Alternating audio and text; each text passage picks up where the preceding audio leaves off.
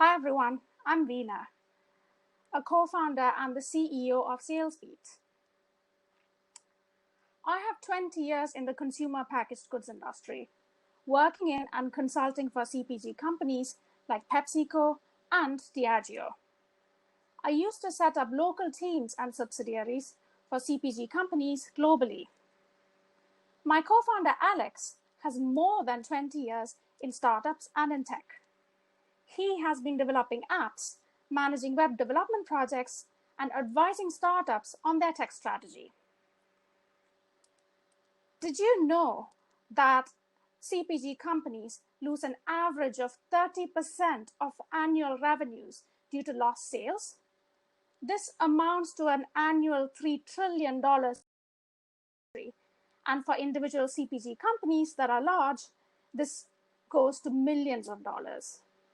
And this is because their current internal sales operations process is highly reliant on meetings, emails, phone calls, and Excel for vital sales communication. As you can imagine, this doesn't always happen on a timely basis, and any delays result in lost revenues.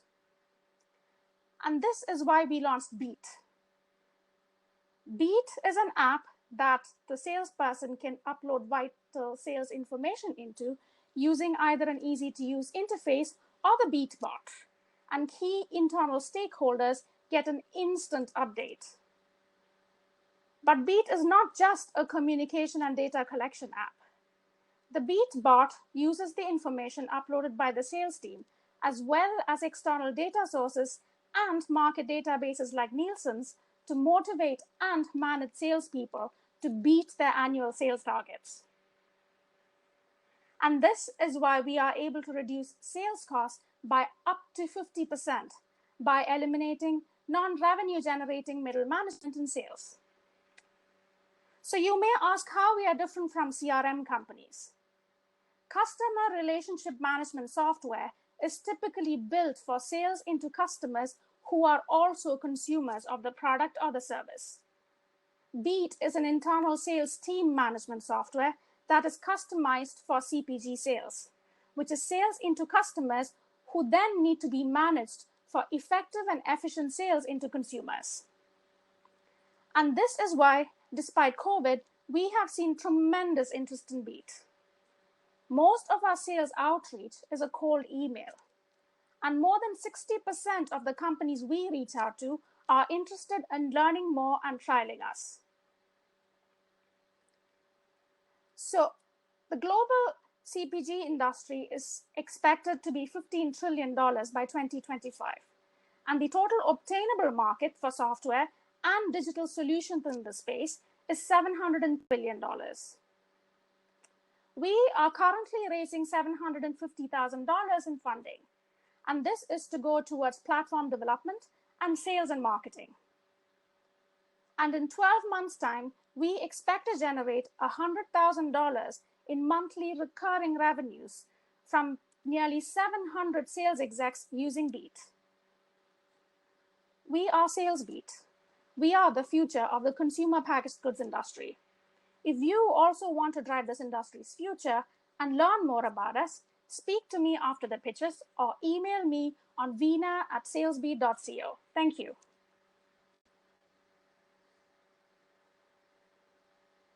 Jennifer, you can go ahead and jump in. Alexander is working on getting his video working. Well, thank you for presenting. I know that it can be a little bit nerve-wracking to go first. No problem. Could you tell me a little bit about where you are with the actual development of the platform? You have an MVP, or could you describe that a little bit?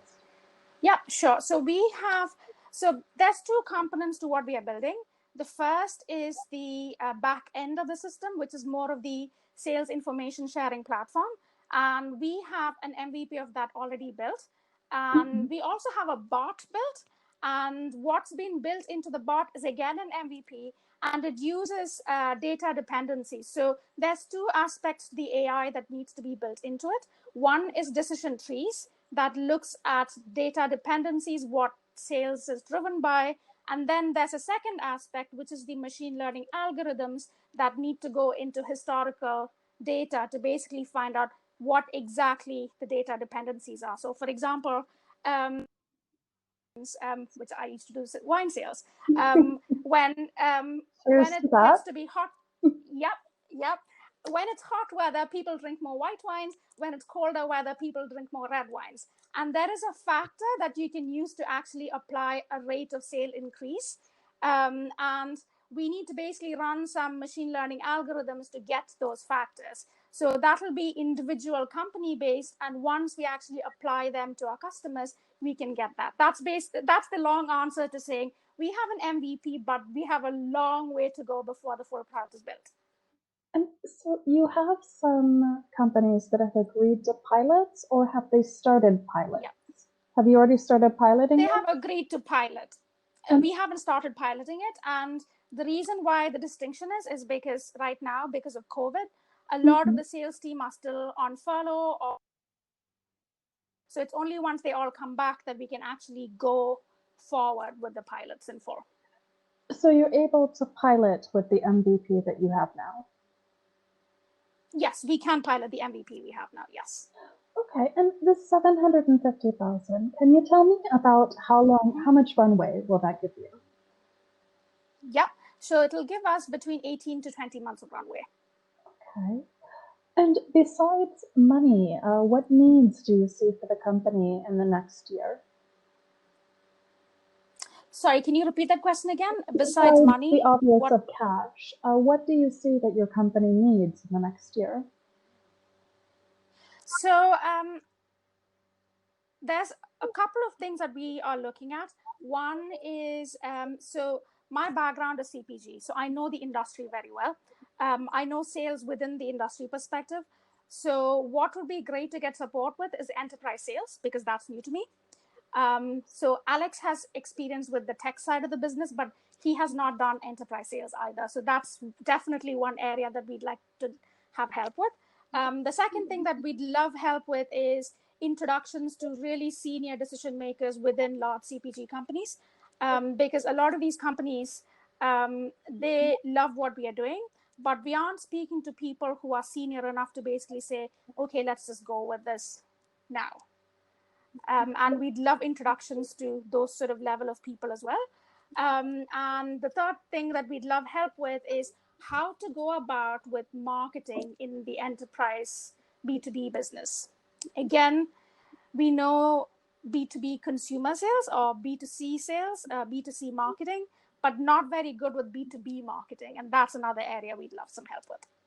And how do you see your team growing with the next round, or rather with your first round? Carol, we'll go ahead and come on screen as we close out this question and make your deck live so you're ready to get to go in 60 seconds.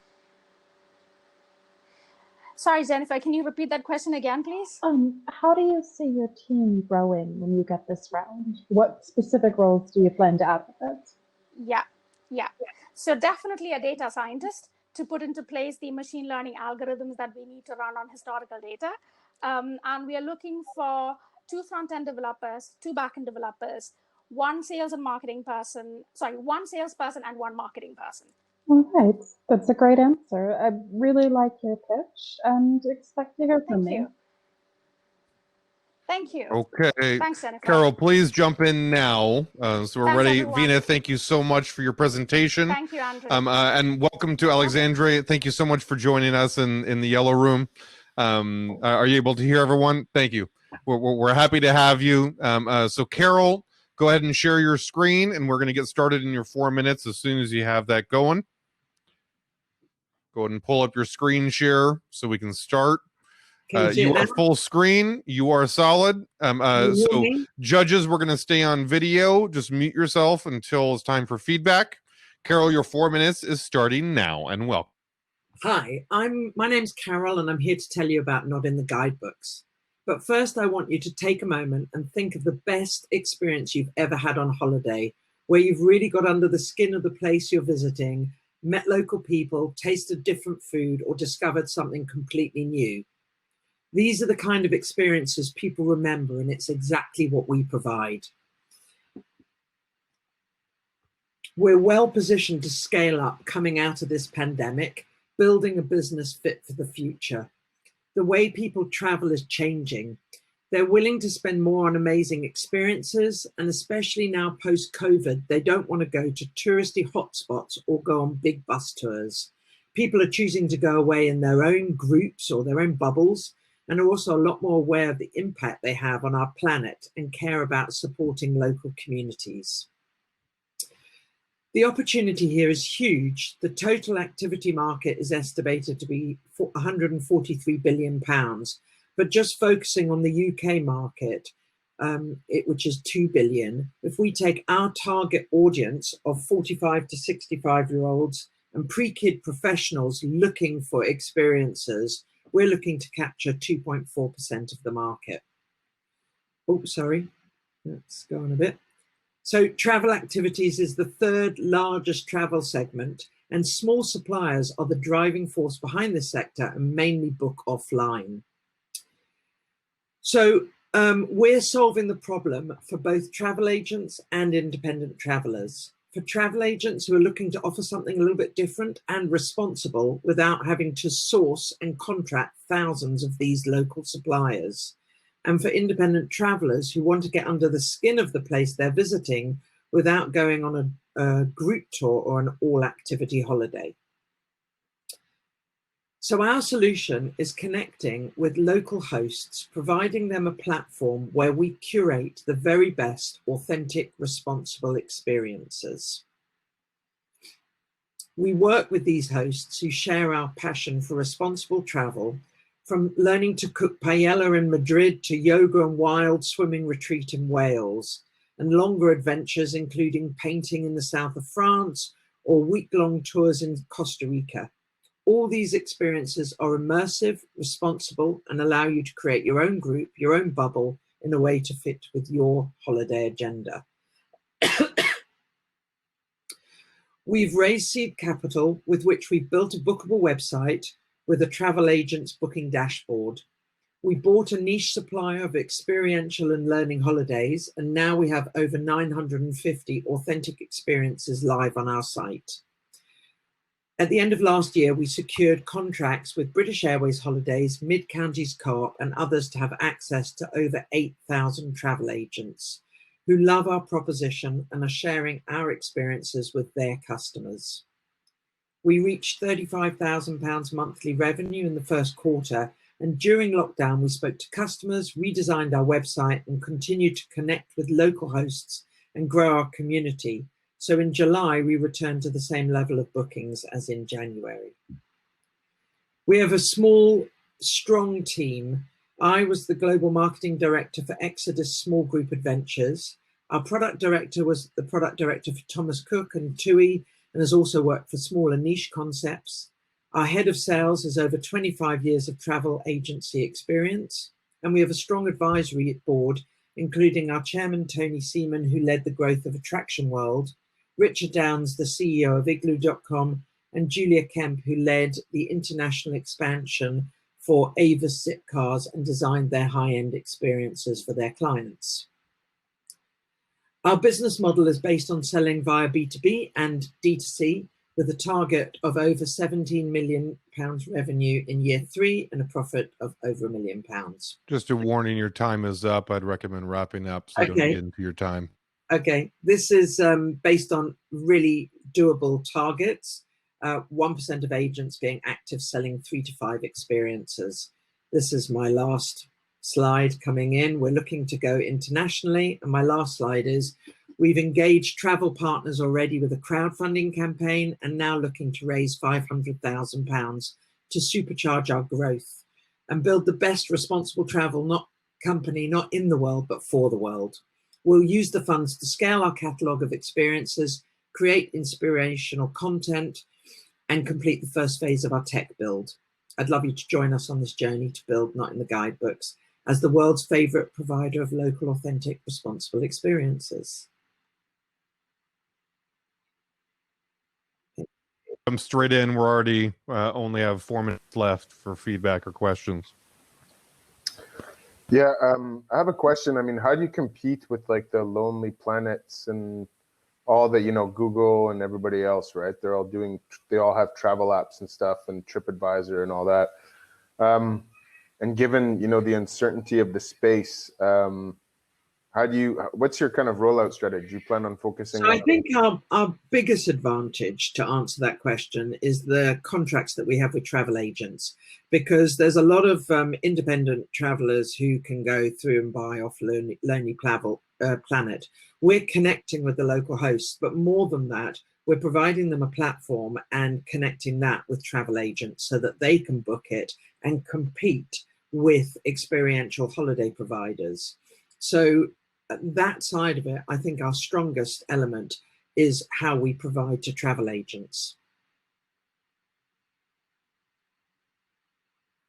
They're all going bankrupt right now, right? So like Thomas Cook is bankrupt. You know, cruise companies are down. You know, they bailed out all the, you know, kind of a lot of the car rental companies and stuff. How do you mine these independent travel agents? I mean, do you have a global network? How do you mine them? So we already have contracts with agency groups who are home workers, who are travel agent companies. That's one side of the business.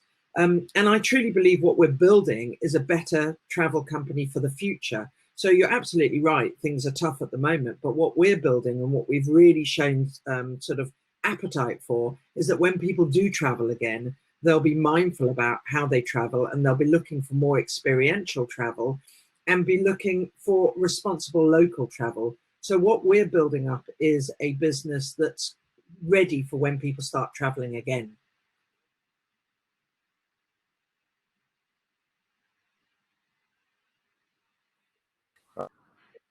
I don't know travel at all. So I'm like deep tech and medical cannabis. So it's pretty far from, I don't really have that many questions to ask you. Sorry, it's not really. That's okay. Thank you. I like the niche that you've identified. You know, the anti-orphanage exploitation, anti-elephant rides. And this is something that resonates with me deeply. But I've never used a travel agent. Do you see, you should know this, like, are travel agent use going up, or is it going down?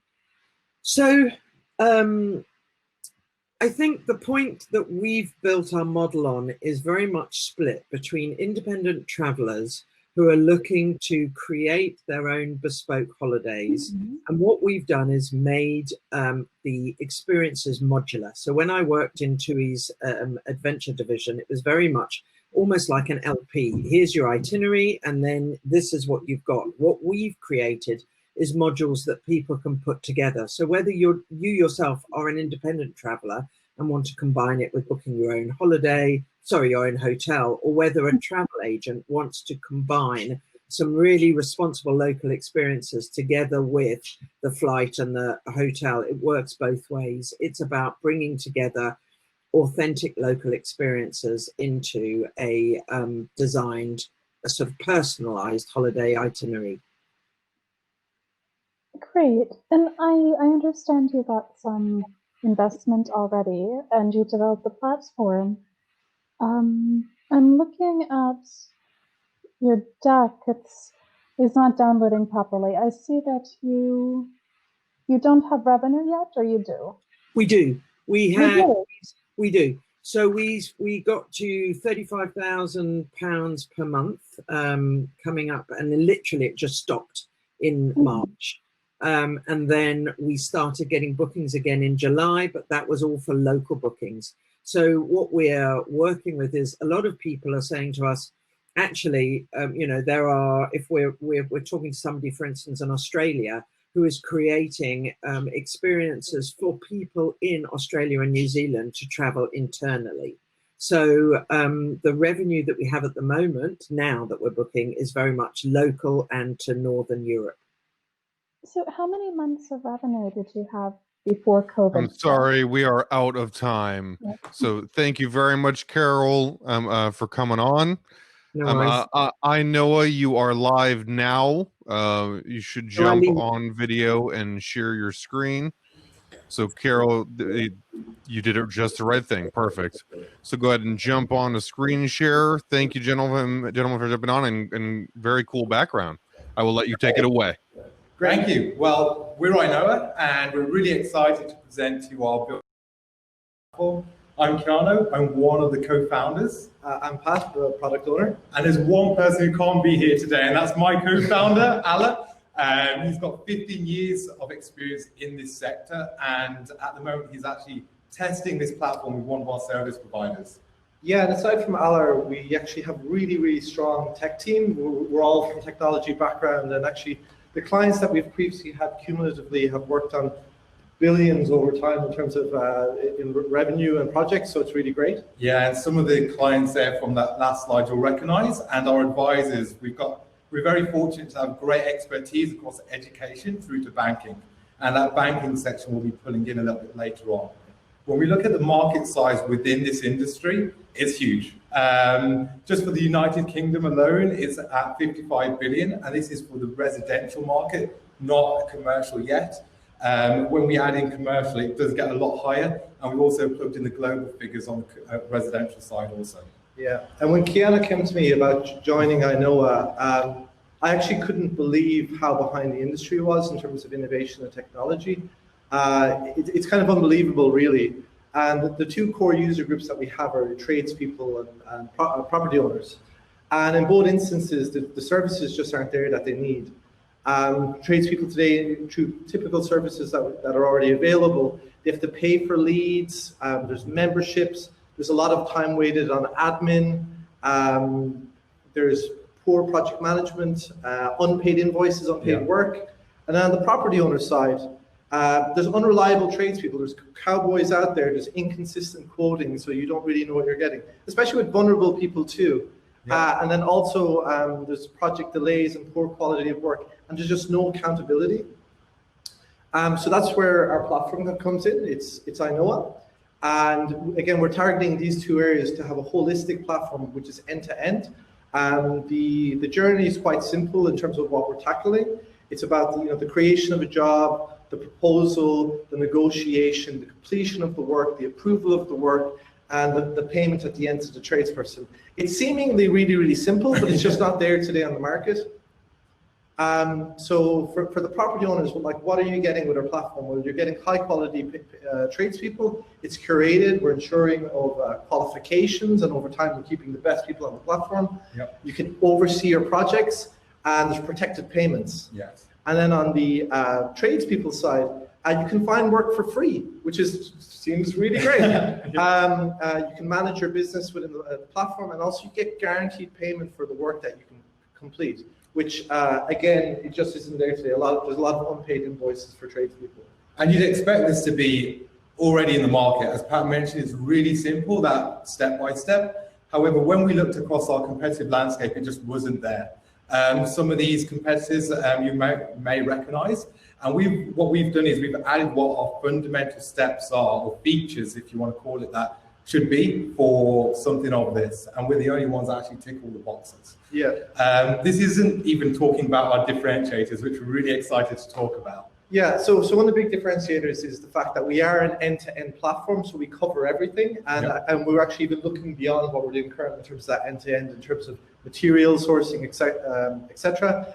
We're building our product in a very smart way, so it's fully scalable.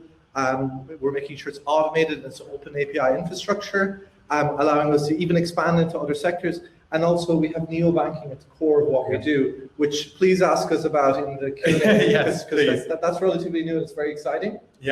And just one other thing on the differentiators is the fact that we are patent pending in system and method patents across our platform. But just hopping quickly onto that neobanking side, it just means a warning, your time has ran out, so I would recommend finishing up.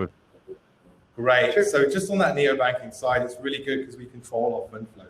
So that means we can have a very simple service model where it scales from 10% down to 5% based on that service, based on that project size. And then this meant for us in our financials that we could plug it really simply, taking 1K as an average project size, So we have quite a healthy end of year closing balance, and we're happy to answer any questions you have.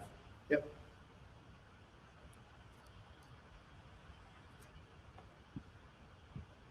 So what do you want? Sorry, could you repeat? What are you pitching for? I see in your deck that I downloaded, it says 2021 starting capital 500K. Is that what you're looking for, or you already have this? So that's a really good question. So at the moment we're on Seeders and we are crowdfunding. We've already raised $250,000. That's without looking at the equity round that we're actually going for at the moment. We've actually got discussions for a 1.5 million round. So this opportunity today that Andrew reached out to us was more of a showcasing what we have, a bit of user acquisition as well. But also that equity round is on an invite only, should anyone want to come into that private round. So there's a public round, which is convertible, that anyone can opt into, which is live. But there's another round, which we've already started speak to with some stealth investors that have reached out personally before this event. Yeah. So do you have any traction? Perhaps I misread in the deck? I believe the question was, do you have any traction? Am I correct in thinking that? Yes. Maybe my internet is getting a little Yeah, busy. so again, a really good question. So in regards to property owners and also tradespeople, on the tradespeople side, we've really targeted London as a London starter. Dan, who's in marketing, he'll come around. He's really been focusing on some of the key boroughs in London, but also on the property owner side, we've been targeting a lot of property developers that have been targeting along that HS2 route. Our solution's great, as Pat mentioned, because it allows them to scale. So Pat talks about a bit about the product and what we're looking at in terms of beta and full launch. Yeah, so we're looking to have a beta of the product released by early November. And again, we have kind of a working product right now, but we're looking for it to be consumer ready. And probably by the end of the year, we'll be that ready to release version that we're happy to go publicly available with. So around November, what we'll be looking to do is have targeted areas to release the product, to get some testing done on it and to make sure it's fit for purpose. And then by the end of the year, can have something that will slowly expand throughout the UK, again, starting in London. And as mentioned in regards to testing, that's where Ala is right now, our co-founder. So in terms of traction, hopefully that answers it directly. And there was a nice little photo of him earlier. Yeah, I just want to make sure for the judges, so you know, you don't have to just ask investment questions. It's okay to give honest feedback too. So if you find issues in the deck or the presentation, things that you want to give feedback on as an investor from your investor perspective, that's what this is for. So you're more than welcome. You don't have to ask a question. You can also give feedback, just so you know. Both Alexander and... Feel free to ask about neobanking. I would advise you to make slide 12 a little bit more clear as to what it's saying.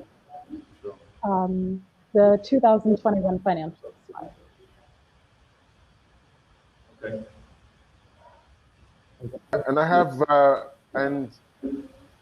regarding your like home markets, which is I guess London is you guys are based in London? Yep. Yes. Okay, so normal. What's your competition look like? I mean, what do you guys? I mean, it's a pretty big market, right? I think the point you raised is valid. So it is a big market, and there are established players in that market. But what the established players are doing is just a segment of what we're offering. So we're offering the entire end-to-end experience. If you take an example like Check a Trade, it's just a directory at the end of the day. You go on it to just look at a tradesperson and then that's it. You call them and good luck to you essentially. We manage the project throughout its entirety. If there's any payment issues, we can help with that. And I think in addition to that, the fact that we have kind of neobanking abilities, in the future we can look at things like giving out loans ourselves to projects in progress. There's lots of really, really amazing financial things that we can do that a lot of our competitors can't. And again, this is one of the reasons why we're very excited about that change to our service recently. Yeah, just to add on to that point, that is an essential point, is we are looking into the option of 0% finance, so it makes renovation projects open to anybody. Right now, if you want your kitchen replacing, it's going to cost you a lot of money, and not everybody has that, especially in the times that we're in.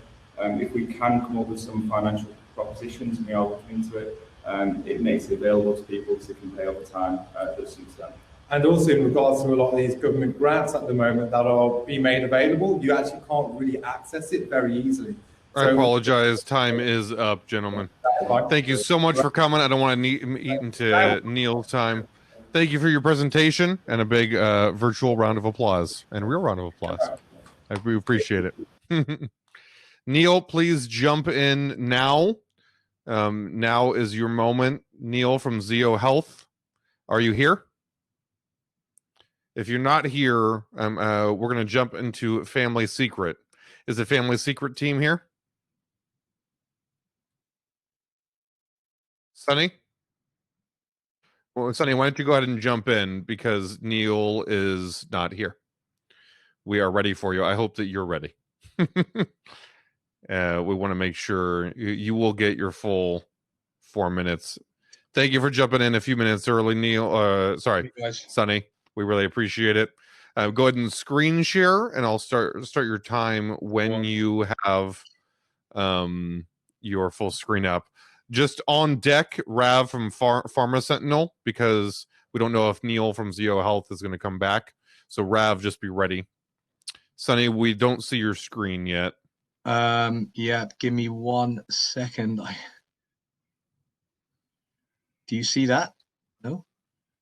No, I don't see any screen.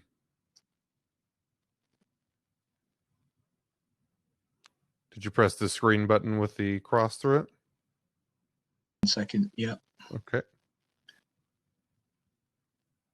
Oh, it's not happening. Sorry, guys. I don't know what's happening, but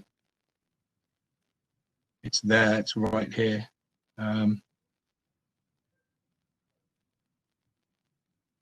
It keeps coming off. It doesn't allow me to share it for some reason.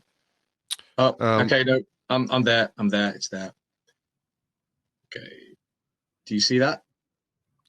We do. It's full screen. You are good to go. Starting your 4 minutes. Will you marry me? Thankfully, she said yes. So I whisked the lucky lady away on a honeymoon all around the globe. Went to places like China, Indonesia, Singapore, Thailand, Morocco, Dubai. Lucky lady, I know. So whilst eating our way through our honeymoon travels, we were like, tasting so many amazing food, tasted so many, amazing dishes and recipes. We were like, we really ought to bring these back to the UK. So guess what? We did. The Family Secret brand was born. I'm Sunny, co-founder of Family Secret. So we brought these recipes back to the UK and we launched with a range of 7 different cooking sauces from all the different regions and recipes we wrote down from all the people we met and all the amazing places that we visited. I know, not another cooking sauces company, he say, but people are looking for more exotic and, adventurous flavors from places that they've been to, restaurants that they've experienced, the people that they've met, and they want it, even now more so in this environment that we're in, and they want to try it back in their own homes. So what is the problem? We literally have a fat problem or obesity problem, should I say, all over the globe. It literally is a massive problem. And it was so disheartening to see that some of the amazing places that we visited, the beaches, etc., we have a huge plastic problem. And we know that definitely are very, very time poor and we just don't have time for things anymore. So what's the solution? Family Secret is already low fat, low sugar, low salt, low calorie in all our sauces, and our new development will also be that too. We have no nasties added. We're also a pouch format, so we are reducing, so we're freezable, so you can reduce food waste.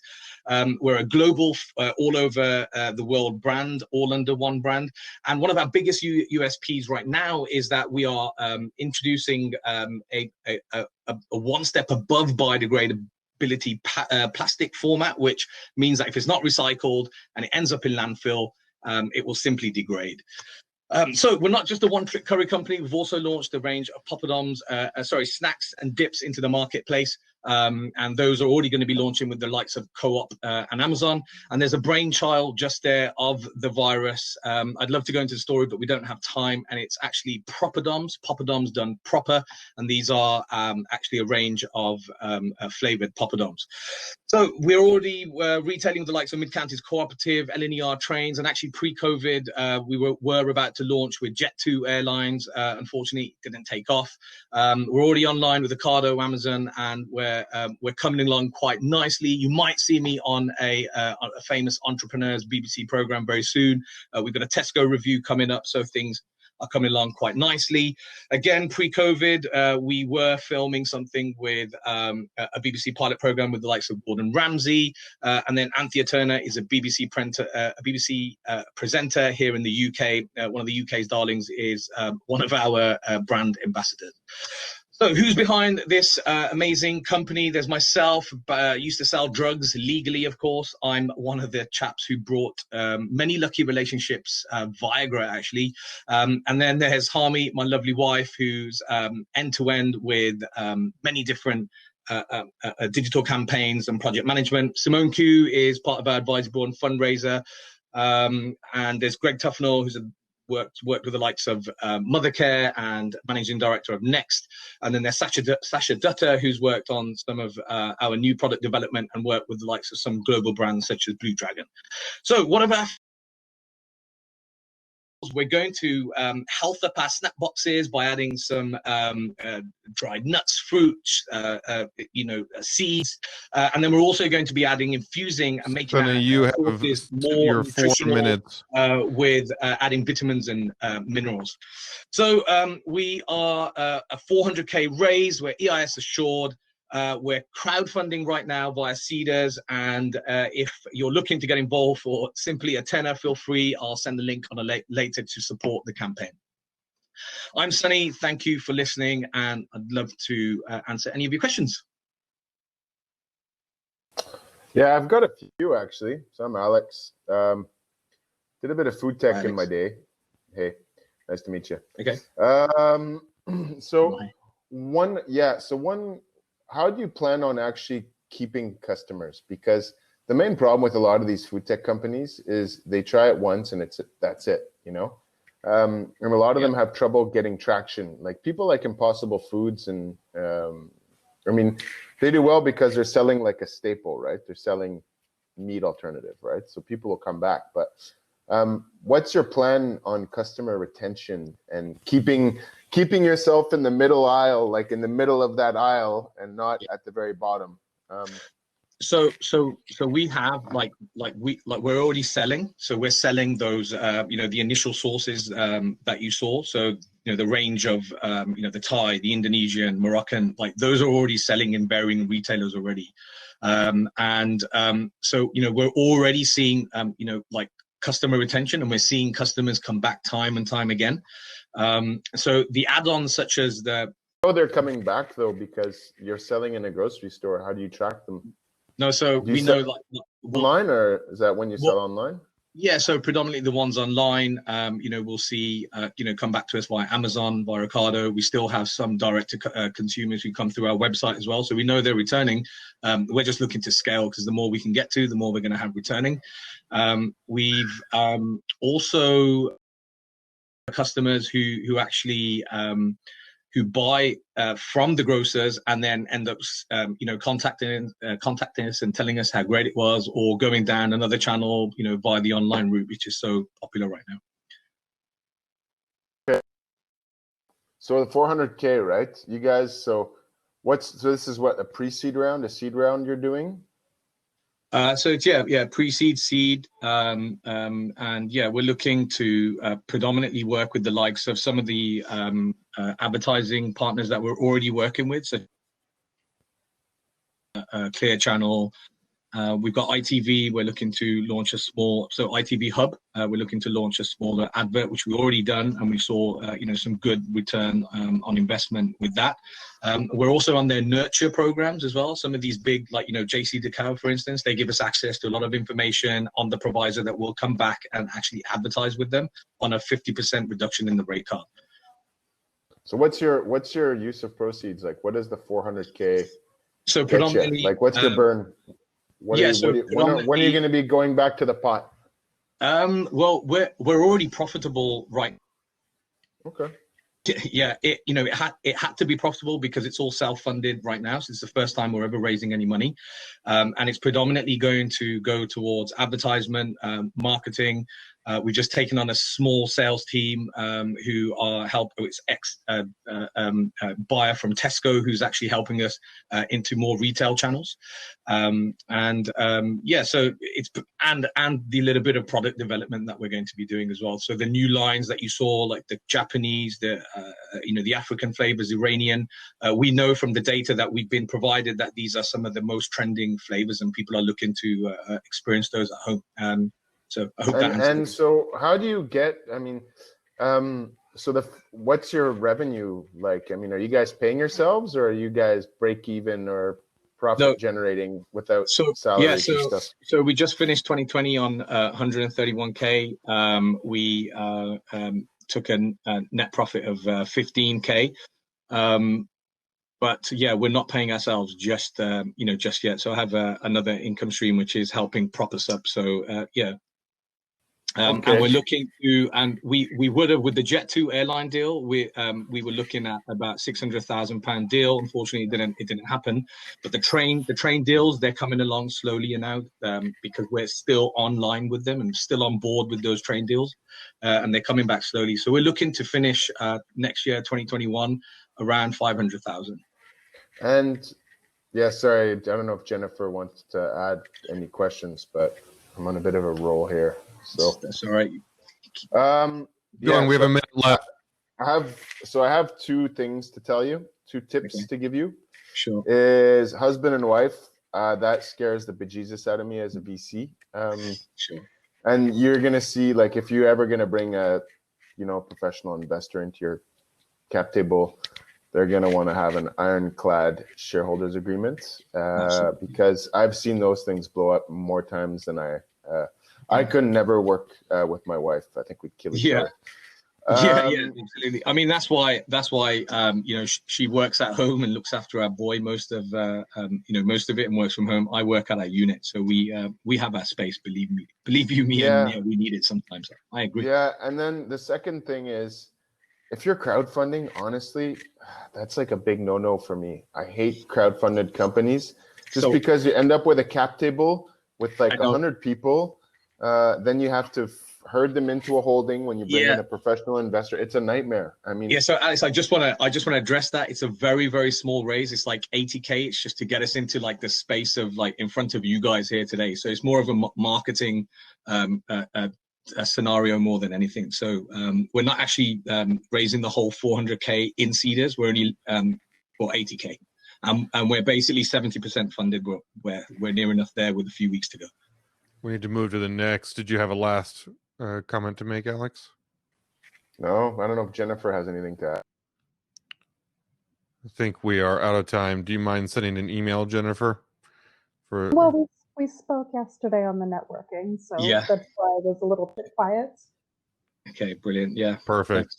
Well, thank you very much, Sonny. Really appreciate having you. Neil, you are on. Please jump on video, and we're going to welcome our new judge, our floating judge, Baptiste. Neil, this is your moment. We need to have you jump on video. This is your second try. Please jump on video, Neil, and share your screen if you are here. Neil, can you hear us?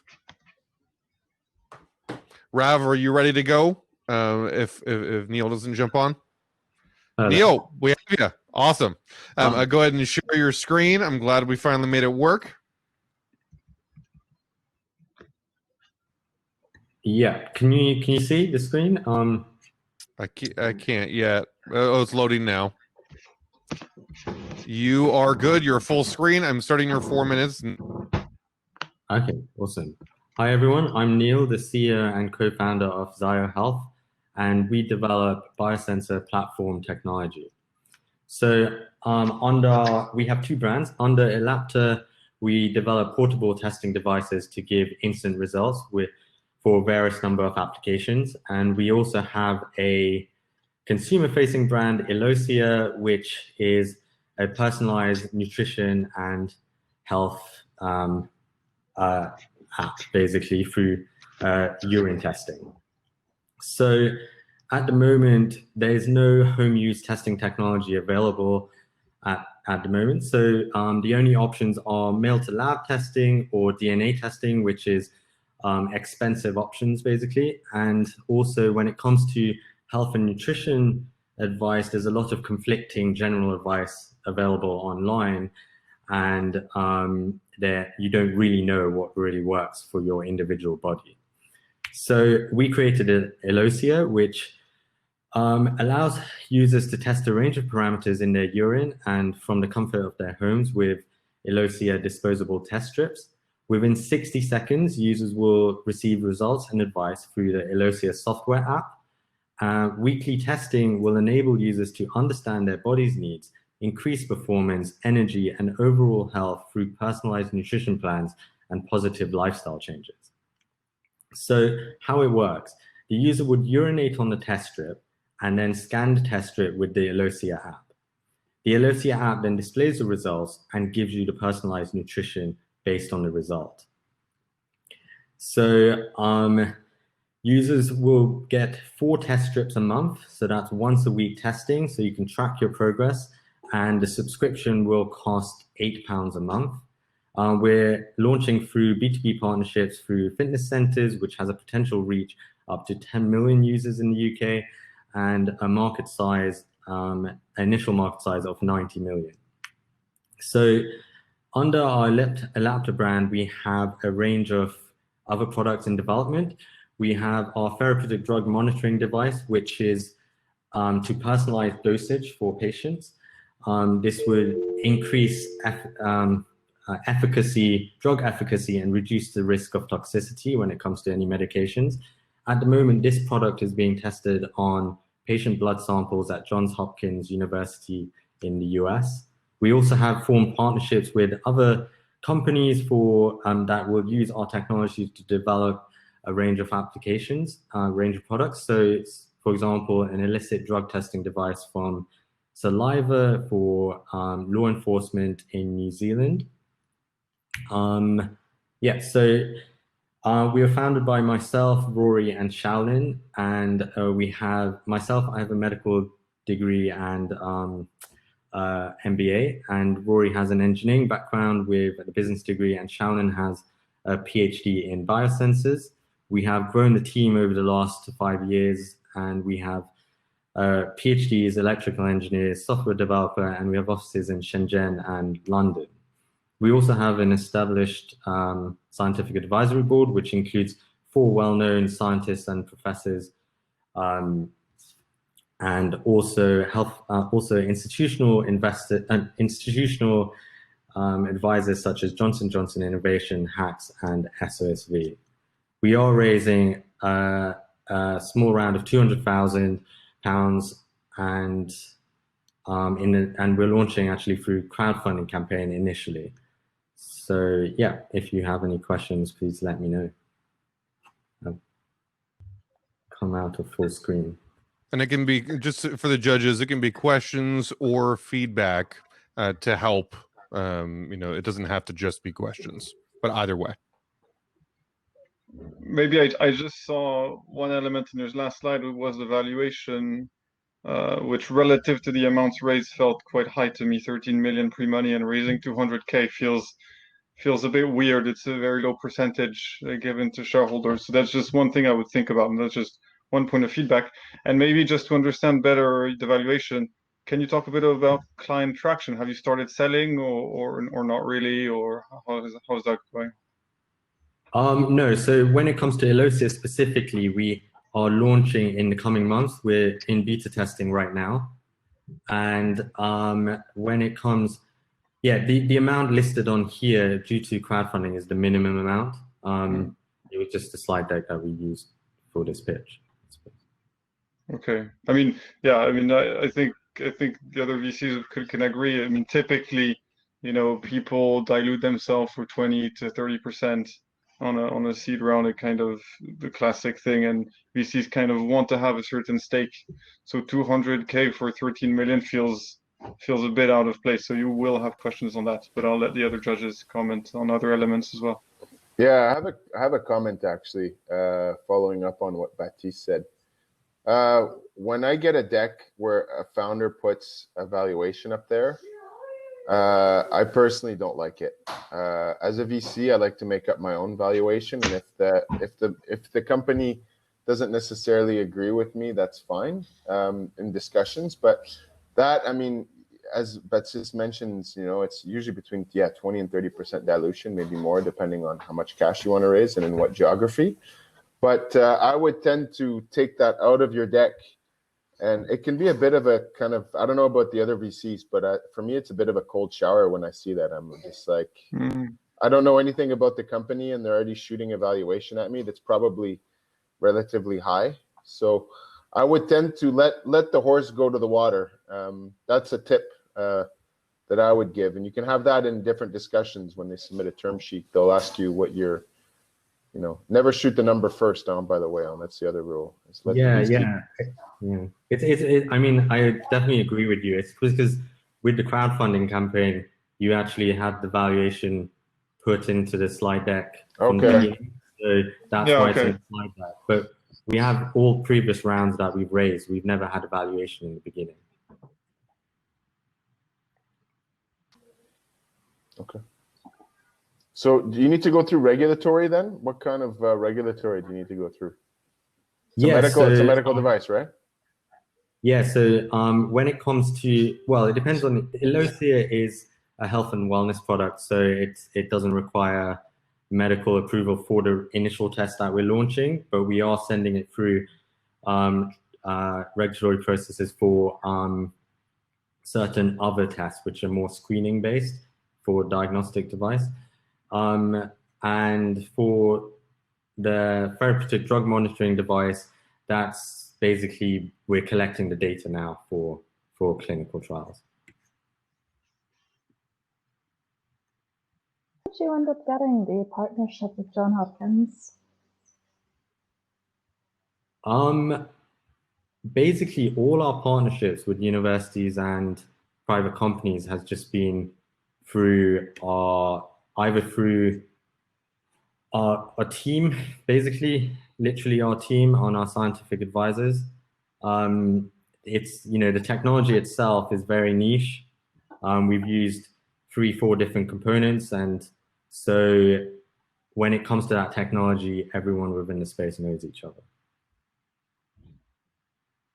I see. And could you describe a little bit more what this clinical trial, or the data, what you're doing with Johns Hopkins, what the aim of the study is, how long it's going to take?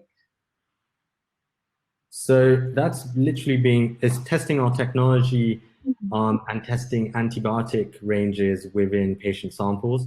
So we will have more results on that in the coming 4 to 6 months, basically. I see. Do you have any like a target sample size for this?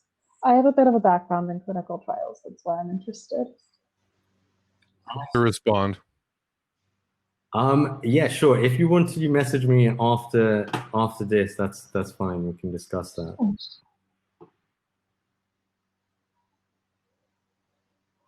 That was a quick 30 seconds. Thank you so much. Thank you so much, Neil.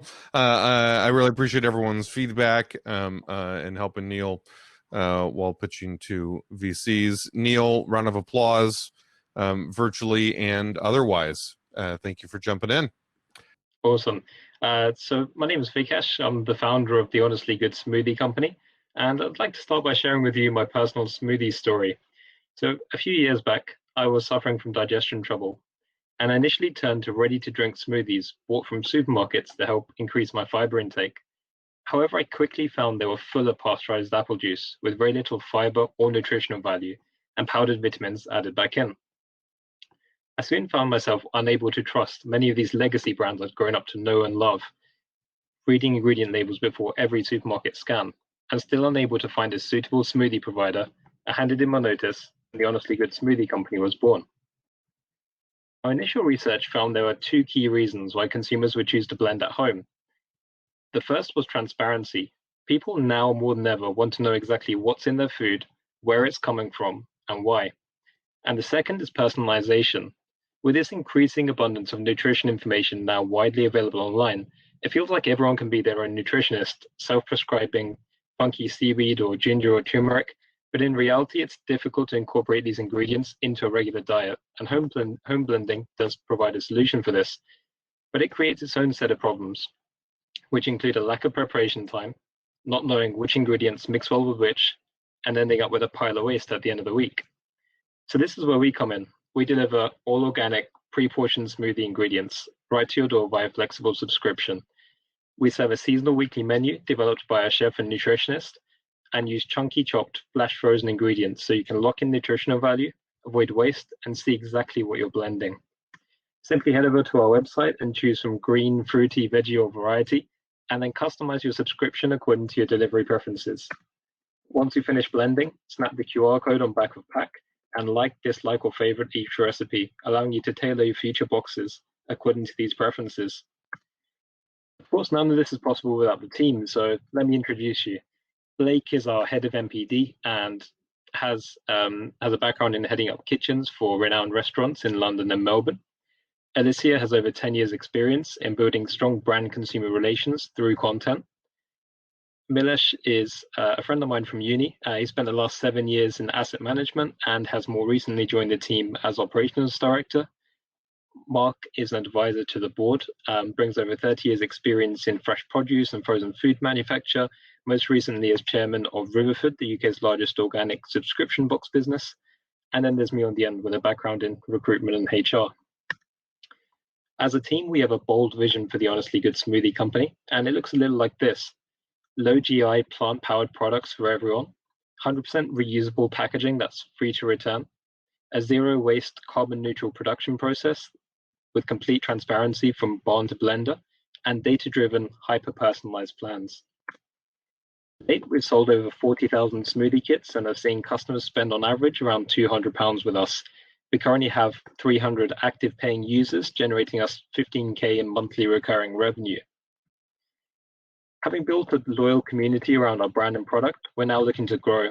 We'll continue to build on a community-led approach and supplement this with paid digital acquisition starting Q1 next year. We're currently looking to raise 500K to help us reach 1 million in annual recurring revenue, introduce our reusable packaging system, which is already being prototyped, roll out phase 2 of personalized smoothies, and grow the team. Thanks very much, and happy to answer any questions.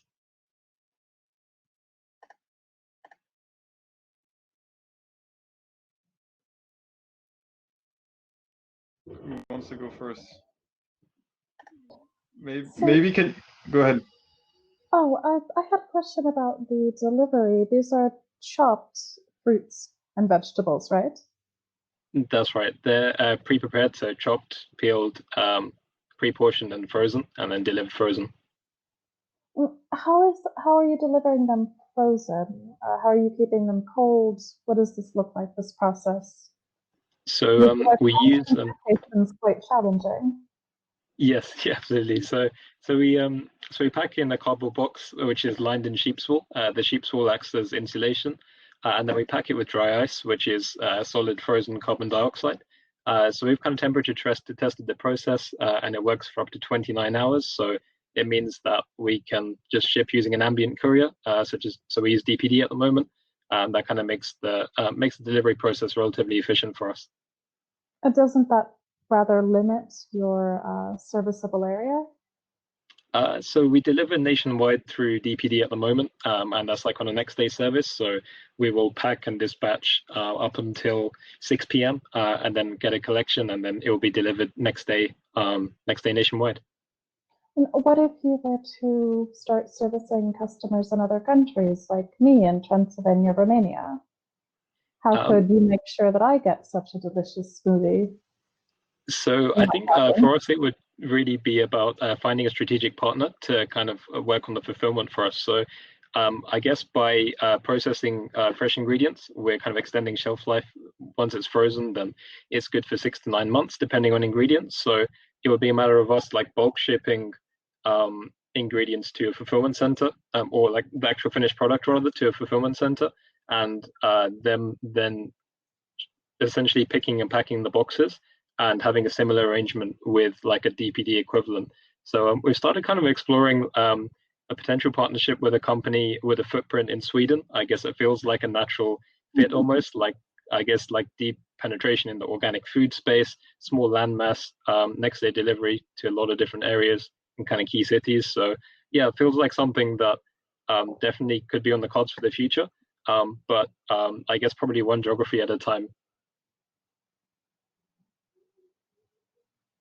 If I may, I'd say, look, traction is pretty solid. Having subscribers is really positive. The recurring revenue side of things is great for VCs. So that's really solid. And then I guess to me, I'm not the expert in food, but the question I would have is, okay, now they kind of set that up. They've got these early adopters. Can they really grow and become really big to make it worthwhile for a VC?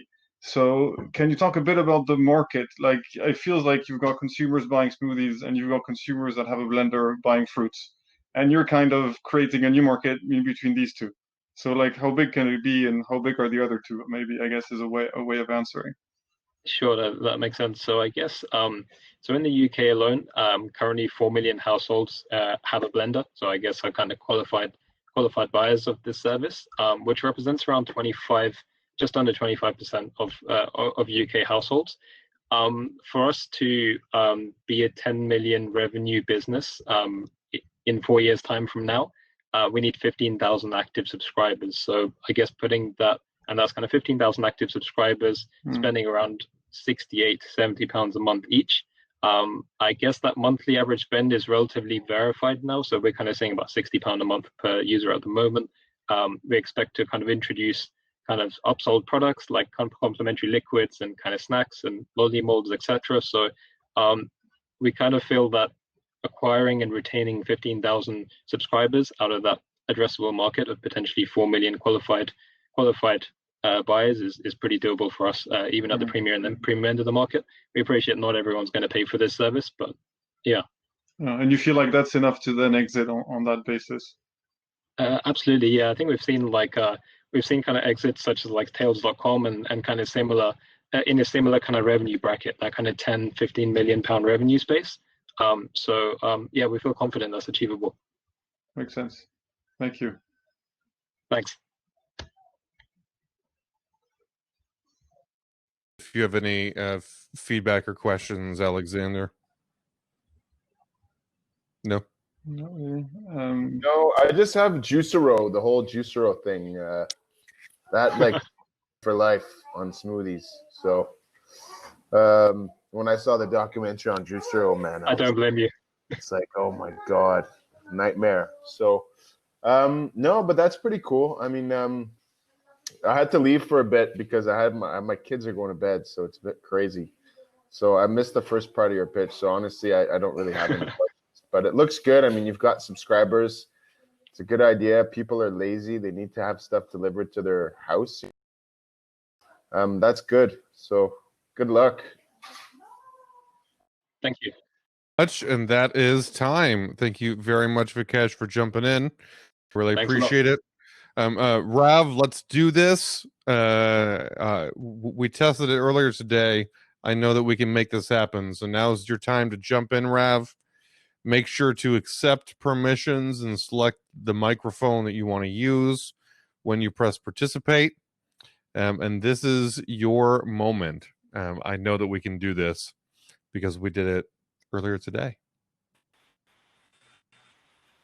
Fingers crossed. I can hear a sound. Can you see me? Can you hear me? I can see you and hear you, sir. Go ahead and share your screen. and let's make this happen. Wow. Big round of Amazing. applause to Rav. I'm going to start your 4 minutes right now. Okay, thank you, Andrew, and welcome to Pharma Sentinel. You can actually see the app that we're launching in 2 weeks' time on the left, our Twitter-style app. My name's Rav Roberts. I suffer from diabetes, which is very relevant to what I'm going to present. I found out through the app that one of the medicines that I take had a drug safety alert issued on it, and another medicine that I take shouldn't be combined with grapefruit juice. Those are just two of the use cases that we have. So looking at the company, we're a highly scalable B2C2B health tech platform for consumers. Medzi, Medicines Information for Me app, delivers timely, trusted, and tailored medicines and medical conditions news, information, podcast, videos to users. Our B also deliver service to verticals. We're different patients as well, who we percent of our very important. In terms of for 15 years, we met during our executive MBAs, and we have very diverse backgrounds. Paolo's a deep technology person. He's worked in tech all his life for companies such as .com. I had a startup, an Internet of Things startup with Paolo as well. I also previously had a startup in San Francisco, an online gaming company, and I've worked for Accenture and Diageo. Nasser's our chief scientific officer, our brains. He's worked for Gilead and the MHRA, the medicines regulator in the UK, and the EMA. Dr. Adams, he's actually on the call. He's from North Carolina, our US person helping us to break into that market. Extremely well networked, a former US Navy SEAL and family physician. Brenda, we're working on a version of our app to help Black people in the UK who've been so badly affected by COVID. So what's the problem? It's big. 1/3 of the world have at least 2 chronic conditions, and that includes 61% of women in their 50s in the UK and similar numbers elsewhere. So it's not just elderly people, but the main information sources still continue to be 90s style passive websites, whereas we delivered push information. Consumers are just not aware of safety alerts for their medicines or for the medicines their family and loved ones take, or even if a clinical trial is available for them to participate in. And remember, this is a lot of people. So we introduce our Twitter-style app where you can follow, save, share different medicines and different medical conditions, such as mental health, sickle cell disease, even women's health and children's health. We have a machine learning recommender as well that will help deliver information to users, just like Amazon or Netflix works, except for medicines and health. So I think far more important. In terms of our revenue model, we'll be having in our feed, just like LinkedIn, Twitter, and Facebook, in-stream ads.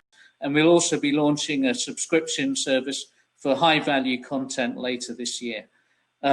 We are, for B2B, we'll be selling data as a service to different industry verticals.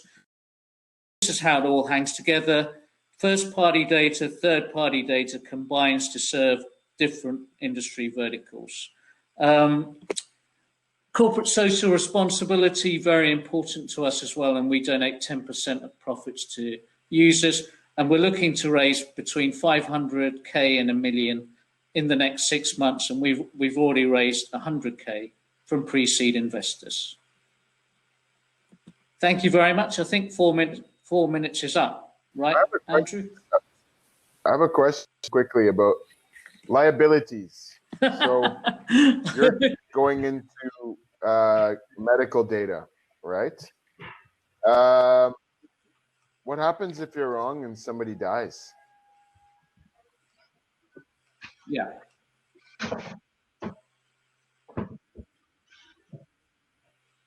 Right. So we're not giving any medical advice in our app. That's very important. And we've got one of our minority shareholders, also an executive MBA, is our legal counsel. He's been a lawyer for 25 years. He's advising us on exactly the terms and conditions that we need, what sort of information we can provide. As our Chief Scientific Officer, worked for the Medicines Regulator here and the European Medicines Agency. So we're going to be very careful in the type of information that's on our platform. I mean, in the end, I mean, the guy's Does that looking answer your at, question? you know, you're comparing medication, right, in a way, right? You're giving somebody at least an insight on something he or she should be not taking that a doctor prescribes. So, I mean, if I'm a regulatory body, I mean, I go right after you guys, you know. It's No. I'm that's my opinion, but So I have a bit of a well, this is all. It's all. Okay. Okay, that I wasn't. It's all publicly available This information. relates to my next question, because there are already platforms that are doing this, and they're perfectly legal. I think Medscape is one of them. WebMD has their interaction checker. So how are you better than this? Because these are well established. I even know nurses in the United States and doctors that rely on them, even though they are not giving medical advice. So how are you differentiated?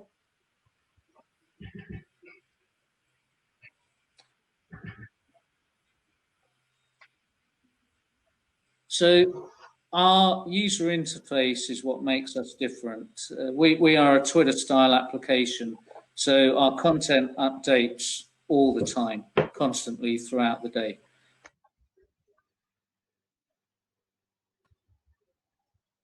I think he froze. I think so too.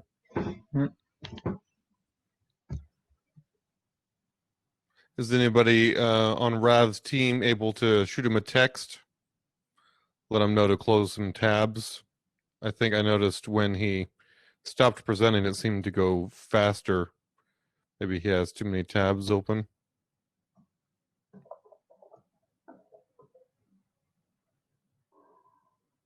So I see Robert Adams is saying Medscape is directed at healthcare providers. Oh, Rav's coming back. Hey, Rav, are you able to hear us? Sorry, Jennifer, no, did you hear? we lost everything. We didn't hear you for the last 60 seconds.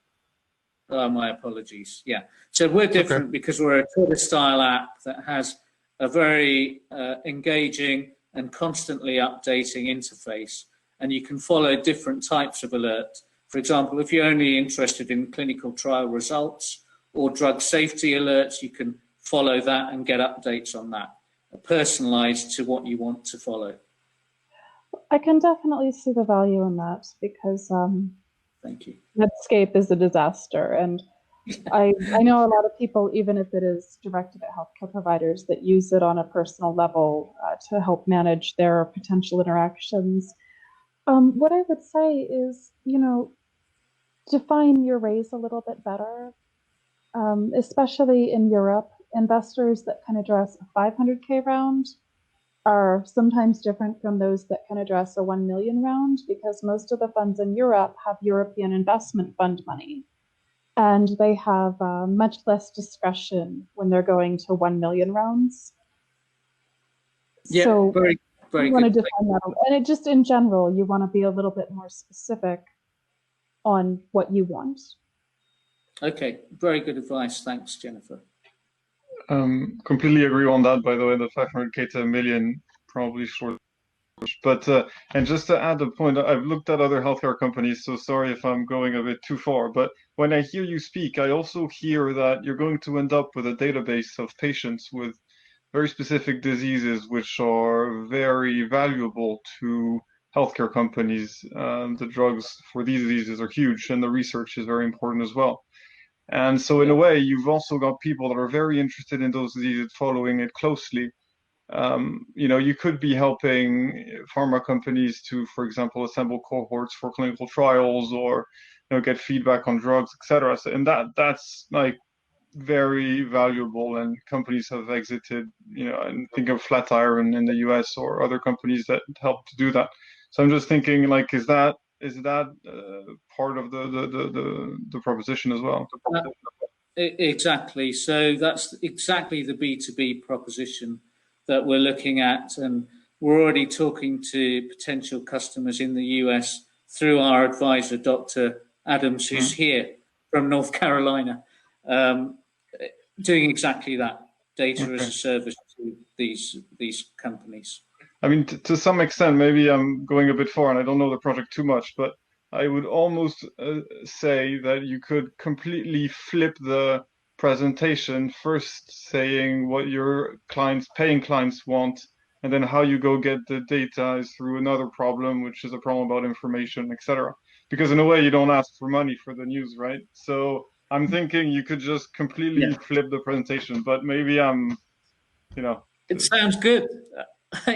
Maybe I could talk to you after, Baptiste. Sure. We just ran out of time, so that was perfect. I gave an extra minute due to the freezing time. Thank you. Thank you. No, it's okay. You all, it was great feedback, guys. Thank you, Rav. I really appreciate having you. One thing that I would love to do, if the judges would be willing to stick around for another 10 minutes, is to just be chatting. First of all, does anyone need to run? I know, Alexandra, you were saying you have bedtime over there. Do you have an extra 10 minutes to chat about some of your feedback in general? Yeah, sure. Awesome. Well, what I would love to hear, it doesn't have to just be based on the people that we talked to today, but it certainly could be. I'm just curious, from your insights, whether you heard it in these presentations or in other presentations, what are some of the things that that you think founders really need to know when we're talking about early stage investment, like most folks were asking for here, whether it's seed or pre-seed? What are things that founders really need to know? Could be mistakes that they make. One thing that jumped out to me was in not putting the valuation on there. Frankly, I've seen a lot of decks putting a valuation on there. I think it's like rookie. Really I don't know what bets, but I hate it. Wow. Hate it. Yeah. No, I tend to agree as well. Go ahead, Jennifer. I only want to see it on there if there's other investors that are already committed. Yeah. It's something set in stone. But yeah, I mean, at least in Romania, we get all sorts of absurd valuations, like no revenue at idea stage, 20 million. That's an easy way not to get a meeting.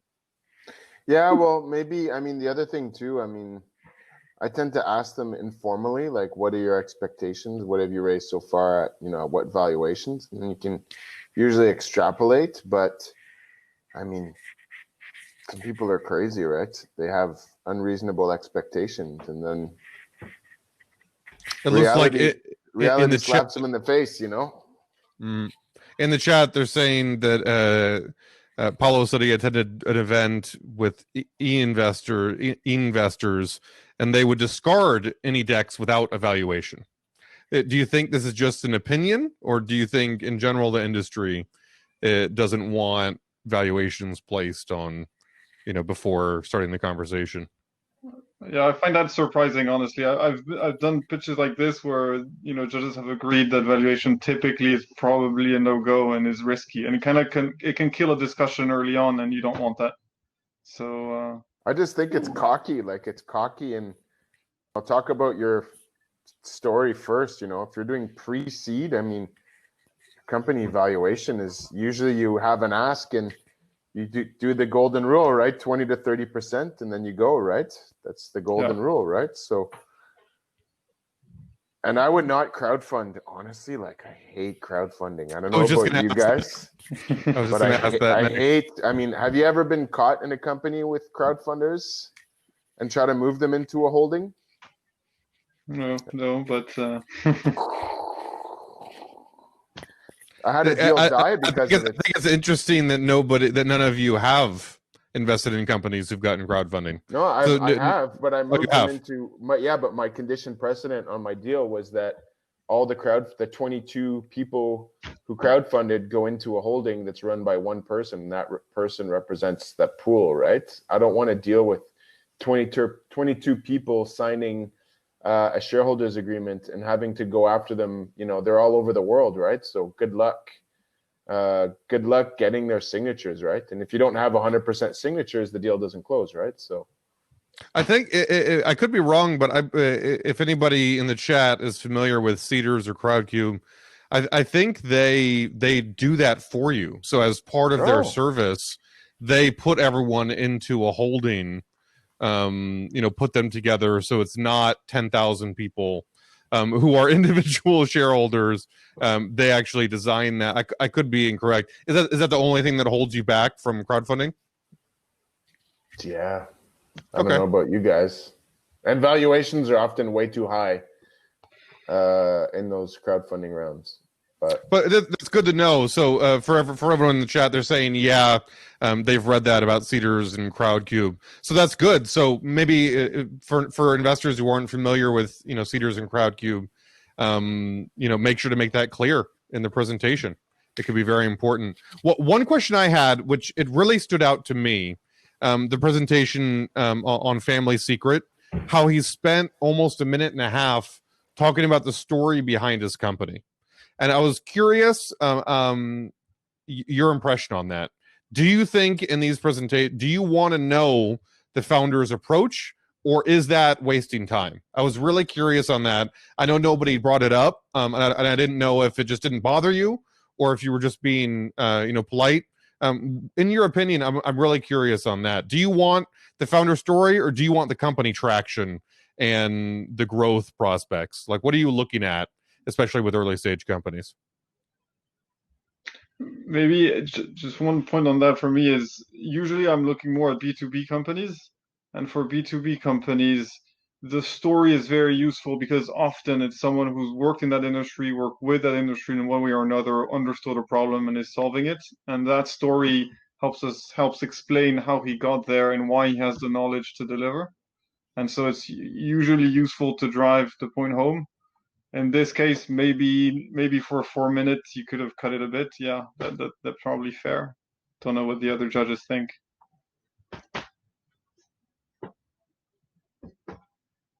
I think it depends go ahead, sorry. I'm always interested, or rather usually interested, to hear a story as long as it's leading to something meaningful to the product, or why that team is the right team to solve this problem. In the case of Family Secret, it's interesting, but I think just going on a honeymoon and eating good food, it's not necessarily the most compelling story about why they're the best people to solve this problem or create this product. I've also been on a honeymoon. I ate good food. I'm not really qualified to go out and do a startup in that domain, probably because I would just eat all the food. Yeah, so one of the things that I didn't tell them is, like, when you look at some of these companies that are making, I mean, they're not the only ones. My buddy has a successful one in Canada, actually, that's just Indian. Like, the guy's Indian. He got grandma's recipes, and they taste fucking good. And it's like $5. You get the thing, you mix the chicken, just like, the curries that you get already made, right? This guy's doing like Iranian, Indian, Japanese. I mean, what kind of experience do you have in making those kind of foods? I mean, have you tested it with people from that specific community to say that at least it's good, and then you can sell it to white people after, or other people? But I mean, Indian food, I mean, my buddy's Indian, and I'm telling you, his food is phenomenal. It's really good.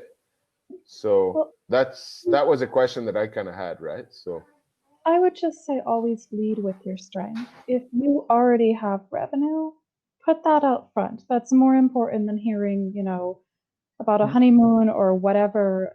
Put your strength in the front.